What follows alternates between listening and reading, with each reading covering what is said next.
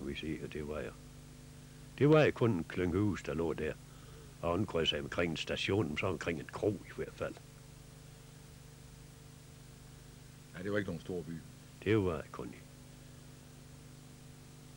Og der er vi nok op for Rødtårn og kigger ned over. Se her i forgrunden, det gamle Mads Olsens hus. Det er op for Rødtårn, der. Ja, det var det gamle vandtårn, der lå et stykke op ad hovedvejen. Det, ja, og ned sagde, det var hovedvejen, der kom op og så ramte Rødtårn, og så kunne de indrette, så gik de på bag siden, når jeg fik for at gå lige midt i hjemmet. Ja, det kan vi se, det. Og Rødtårn lå der, og så anlå de så væk, og så gik de så på bag siden noget. Og det er også væk der. Jeg kigger ned over den gamle skole dernede. Det ser vi. Typisk Rødtårn. Fiskerbil, der kommer jo op over der.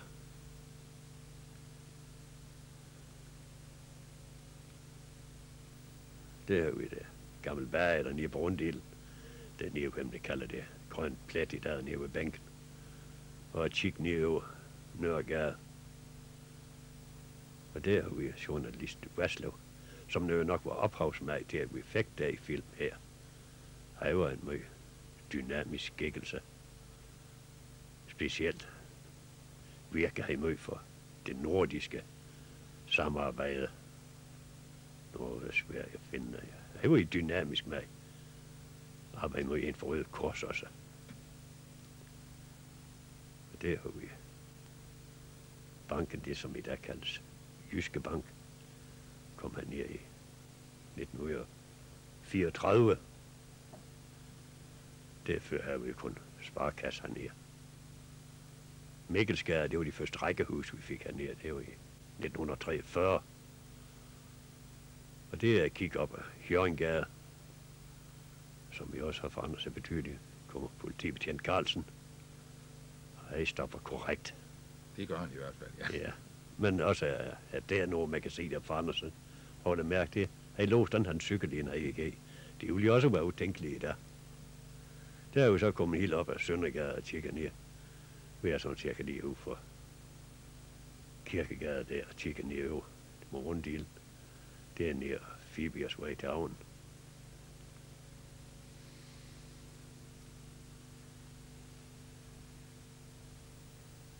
Der er vi Lars Baks hus, det ligger der i dag. Og Søren Tufts. Søren Døds. Og der er vi jo Vester Strejfugård. Og der er vi Jens Dorlis. Du har kan se.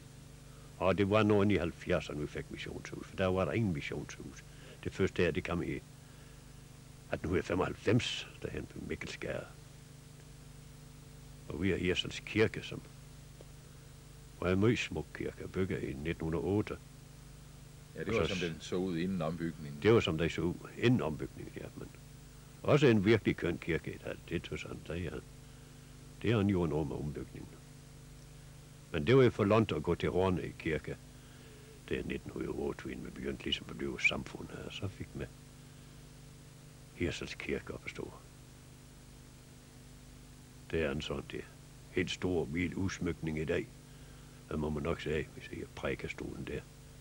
Der er sådan meget, det er sådan meget enkelt i sin stil, det hele dag. Døbefunden og... Men en smuk kirke, det tør sig nok, det er. Så var vi skålet op. Det gamle skole, der jeg gik i skole i sin tid, bøg i 1896. Og så senere bøg jeg i fløj mere til der i 1926.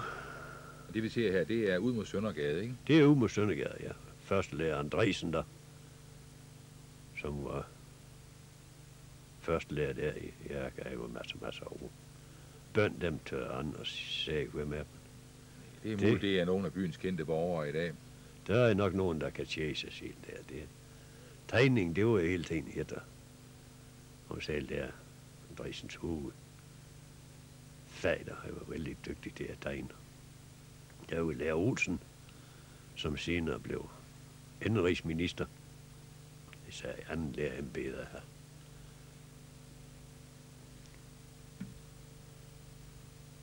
Og som her 6. klasse. Og der tør jeg heller andre sige, hvad drengen de er. Men de sagde jo pænt, det var i dag, det var kæft trit retning. Der blev sådan nogle unødvendige ord i klassen i sådan en time. Det er de gamle skolebord med skrå. Det er det gamle, ja. Bredt. Og der ser vi så skolen, der blev så bygget i 47 derude med Østergade.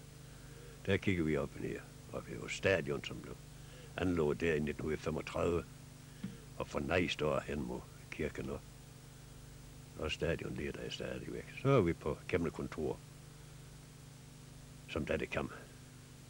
Det var Hirsalsismen, der blev det dominerende hernede, men det er stadigvæk Horne Astal Sognerum.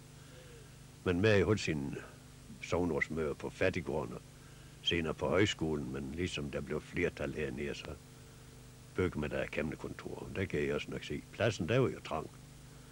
Men der kan der blive helt tid der. I.P. Nielsen har fået i hans cigaretter. Der ser Niels Mogensen og Erle Thomsen og Jespersen og Peter Jebsen og Niels Larsen og vi har Kemneren og jo, det er de kendte skikkelser, der toner frem der. Og plads, ja. Det siger vi, at det var der jo det, der var mest op på bordet der. Ja, bevillingerne, de var nok heller ikke så store. De er nok nu et større end pladsen der. Det tvivler jeg på, at de har været. Hjalmar Persen der. Og der har vi så pressen der. Værslev og Vestergaard, Holger. Vi har Jens Gårdvod og ser der. Og hvor var en by uden vand? Vøjværket, det lå jo derude. Lige over for savværket. Men det var noget halvdårligt vand, var det ikke? Det var noget meget ringbrød. Men det kunne vøjbærgeren der jo altså lige ved.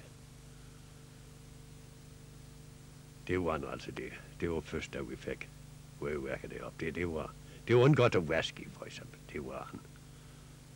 Og det kan man også se i Hersles i gamle dage, da vi havde brøden hernede i Tjåler der.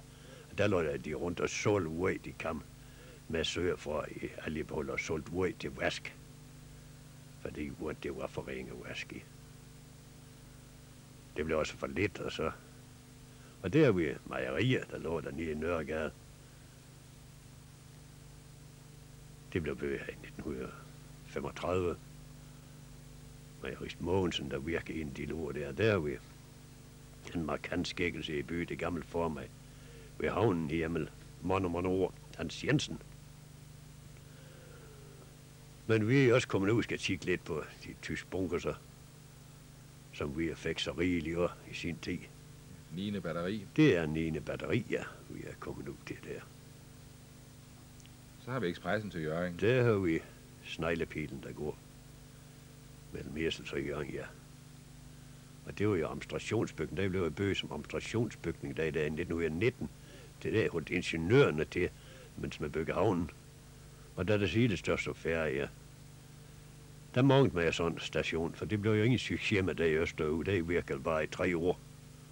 Og så blev det der indrettet som banegård.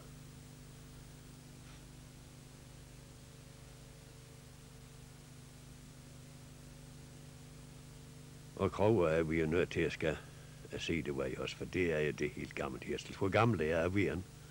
Men i hvert fald de første 52 år, det skal vi da regne med. Der lå jo som en festegård, det er der i Vester længere der. Der lå jo som en festegård i sin tid Astals Slot. Vi er hen ved Skibekroner, det er nedenfor her, vi er badehoteller, og som blev bygget i 1898 til annex til Kron.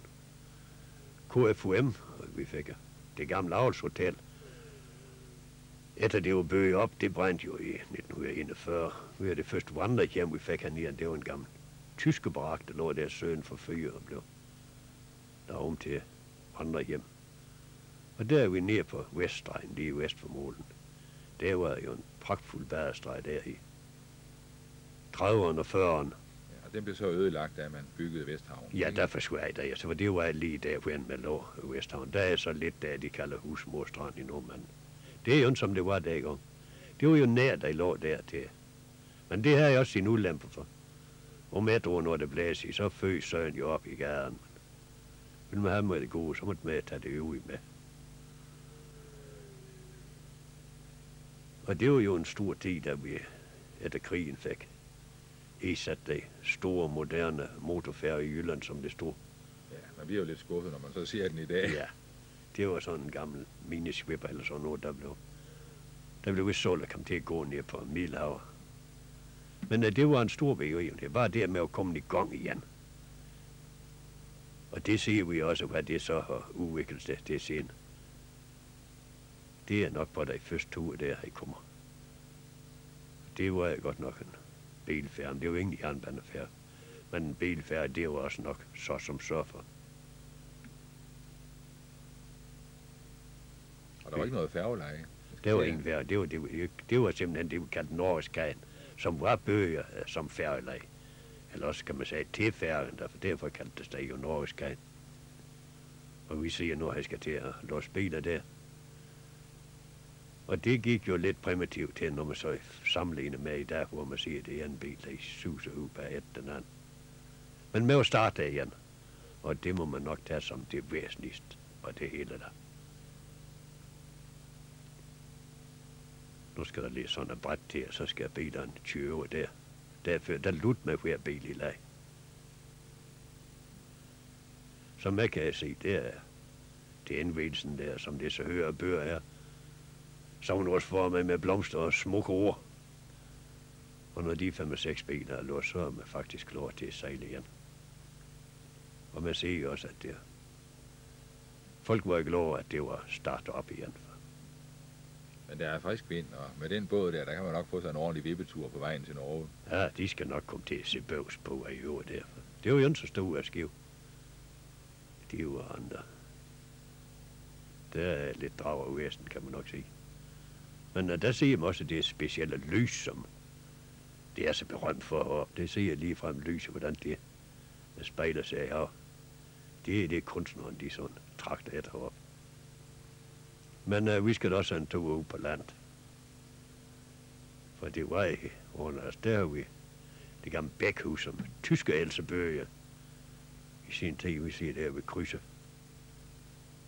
Der vil vi være på grænsen til Emmersbæk, ikke? Det er Emmersbæk, vi siger. Det var kun lige en klat hus, der ligger der langs med bækken. Ja, det har forandret sig meget. Det har forandret sig meget. Vi har været nu hjemme plantagen, der har vi Helligkilderen. Det var jo det, Karl Pølse havde øgelår, der havde badet hestens ben der i, og så er der jo en virkesiden. Selve plantagen nu var jo hjemme der. Plantagen blev jo plantet i det er 1880'erne. Og det er at kigge på vej mod Ørstal, hvor vi kigger op imod Løjbjerg. Nu er vi kommet helt op på Løjbjerg, hvor vi har en vidunderlig udsigt over plantagen og over landskabet. Kig op mod årene, som de er med i svinger kameraet ganske langsomt. Nede over mod Hirsals. Det er jo Frede oppe på Løjbjerg. Det er jo ved beboelsessteder op helt fra oldtid. Når det, jeg tror det var i 30'erne, de lavede en lille masse oldtidsudgravninger deroppe. Så der er i måneder før os, der har stået og kigget over. Der ser vi selve Fredningssten. Samtidig med, at vi ser over plantagen og kigge op på selve Løjbjerg. Så er vi kommet til Årstal, den så i hvert fald til Årby der, og kigge op til Årstal Kirke, som Karl Pølse havde til at bøge på året af Broder Mads, for at ville mand hans spøgelse af jorden. Der blev jo bøge som et kapel. Jeg kvide sig lidt ved at bøge en kirke, men gik så med til sidst at bøge et kapel. Og det er jo så det sidste, der er tilbage derfor. Slottets storhistorie, at Trond blev der en ro til. Der er vi Andresen og Knud, proprietæren på Astalgård, som jo lå som en slags kongeborg her i Sogne, og gjorde hjemmetider.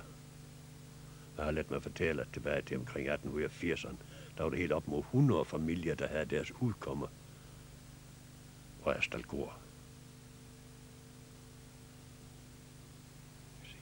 Og det er det gamle voldsted? Det er det gamle voldsted.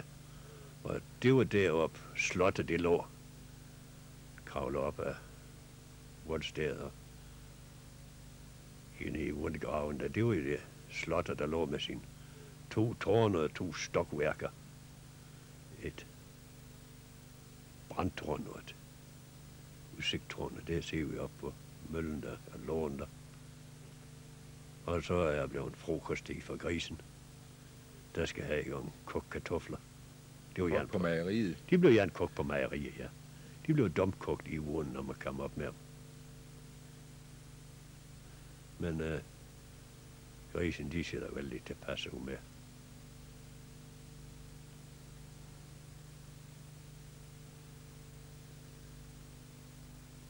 Der er i hvert fald krøl på halen, så det tyder på, at de trives ude. Og de bitte, de smasker med.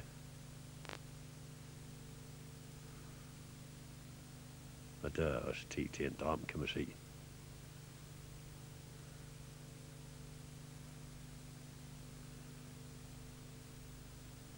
Og så har de nok færdig med frokosten. Det er nok forkårligt der kalder ud til marker af hver igen, og der er de, kan man se nok på de andre der. Først traktor, men hesten, det var nok drivmiddel også der i gang. Jo med en hesterive.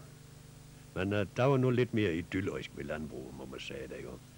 Vi er tjemmer nede i Åbyen, og Dami, der lå der lige norden for Årstelgård. Jeg kigger ned i Måby for der stakke sø. Så er vi kommet op til Allingdam. Og så er blevet en frokosttid for hesten. Og det er der også idyllerisk at se på. I dag man kan komme ud der øverst der. Par traktorer, der ejer snøen sammen, man kan se derude. Det billede der, det er også historie. Men der må man sige Allingdam, det kan man sige, der er håndfejrer sig sådan møg hjem til jern. Vi kigger i smeden. Vi er landsby, de er jo der. Landsbysmed, det er nok smed Poulsen der. Og vi er det gamle smed Christiansen, som er hestdag, men alle rigtig kunne glemme at være smed. Og så vendte tilbage til smedværket på hans ældre dag. Han vil Købmann Larsen der. Det er noget. Det er kraftfur, der sker der. Og de lejtjer mig, det var jo noget ansidigt endnu. Men der under fred i Døl. Oppe i Rostved Skov. Det var en af forårsudflugterne. De gik jo hele tiden til Rostved Skov. Der skulle man op og hente bøgegren, og bøgen var sprunget ud. Der var jo sparsomt med træer i Hersalsild. Kigge op imod bøgeskoven. Og så er vi kommet en tur til Vuren. Og så Vuren, som de er landsbyer, har sin smed, og der er noget der, den ret vil makke ret, men det er jo også særsyn. Med de mange høstakker, man ser ude over hesterøven.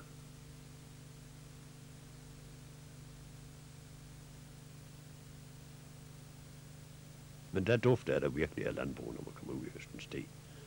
Og det er nok som vej, der bliver asfalteret deroppe i Himmelhuren. Rosen.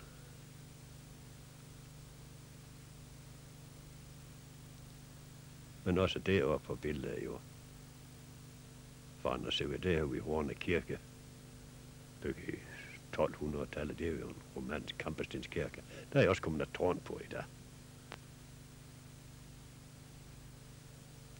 Og Hurens skole der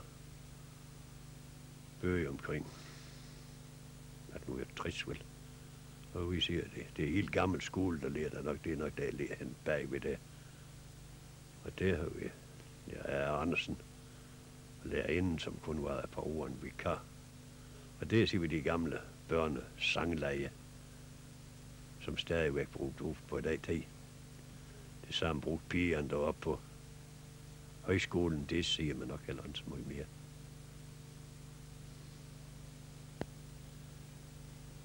Højskolen bygger 1891. Og så er vi nok ved at være hen tilbage igen der, hvor vi starter fra. Det er en gammel gård. Det er det gamle gård, og det er ven det gamle Granlørtbord. For til Lars Peter Lørt. Det var jo ham forover, nu man siger. Lammen der har vi i Hvilstien, som I også har hørt til mere. Det er jo hver hus, men det har vi det gamle Granlørt sild, der passer høj. Og han var faktisk rask og rørig lige, da han blev hudord. Og kunne stadigvæk svinge savn. Men en ekstra tag kan jeg da give mere, men så kan vi jo se, at han kunne ellers give dig mere. Og han kom med savbuk her. Han kan nu save i Peter. Dan Johannes Møllehave i Bruxelles.